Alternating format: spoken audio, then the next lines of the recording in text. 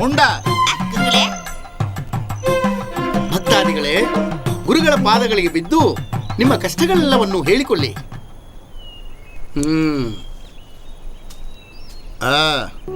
ನನ್ ಗಂಡನ್ ಹುಷಾರಿಲ್ಲ ಸ್ವಾಮಿ. 1 ತಿಂಗಳಿಂದ ಹಾಸಿಗೆ ಹಿಡ್ದು ಮಲ್ಗ್ಬಿಟ್ಟಿದ್ದಾರೆ ಸ್ವಾಮಿ. ಹೆಂಗಾದ್ರೂ ಮಾಡಿ ದಯವಿಟ್ಟು ನನ್ ಗಂಡನ್ ಉಳಿಸ್ಕೊಡ್ಬೇಕು ಸ್ವಾಮಿ, ಉಳಿಸ್ಕೊಡ್ಬೇಕು. ಆಯ್ತು. ಓಂ ಹ್ರೀಂ ಓಂ.